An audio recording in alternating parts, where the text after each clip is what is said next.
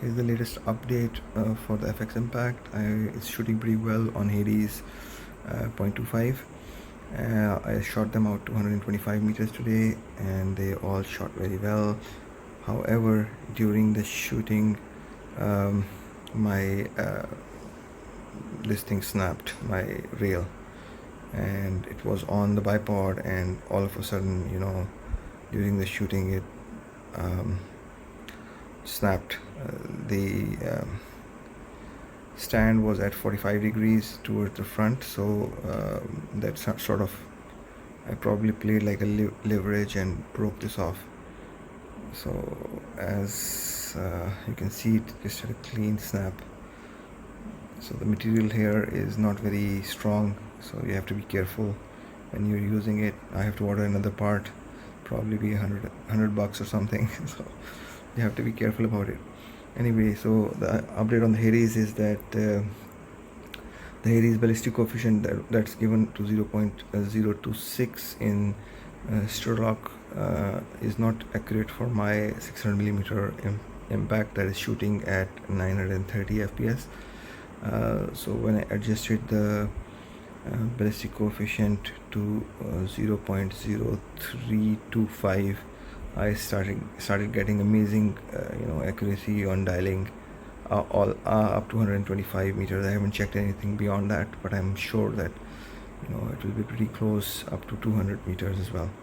So if anyone is having issues with the Hades dialing in at anything over 100 yards, and you see weird sort of behavior where your parrot goes right above the target, that is because the ballistic coefficient is wrong in Sherlock. So try using 0.0325 instead of 0.026.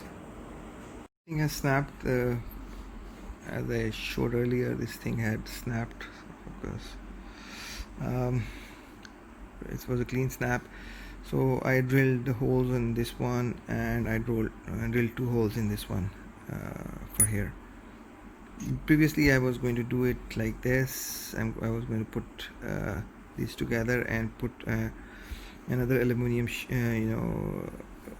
almost the same thickness on top, and put the screws in here to fix it. But then I decided that because it was already broken, why not I gain some elevation from here. In that way I can mount an extension rail on top to make it into a longer rail. So what I'm going to do is I'm going to make these holes a little bigger, then I'm going to put these screws in through that, and I'm going to put the nuts on the other side, so that way it won't move, it will be solid. And then I can also put this will be raised, and I can put the extension rail on top of it, which will help me in getting some moving the bipod in the front of the gun, instead just like something similar to Saber Tactical one. Final update: I did not have any tools, so proper tools. I only had a drill bit and a few screwdrivers, and that's it. I did not have anything else, and one hand saw for metal. So did not have too many tools, due to which it's not very neat. But I put 2 holes in here, put the screws here. There was not enough room to put the screw heads here, and did not have anything to grind the screws head from the side to make them smaller. I tried with the drill bit on sandpaper, but when I was tightening the screws, the heads broke, so they did not have any integrity after rubbing them on the sandpaper. So then I put the nuts in here, and after putting the nuts, I chopped off the rest of the screw.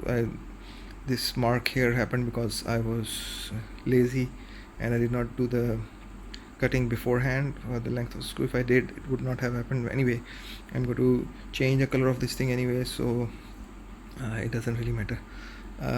But here we go, repaired, and now I can put another rail extension over here to make it larger. So this is repaired. If you can see, that's where the repair happened, that's where it snapped from, and I put that one over here. I'll order a new one, like the Saber Tactical one. Once that arrive, I'll replace it, but for now I can still get this working and still do my shooting normally.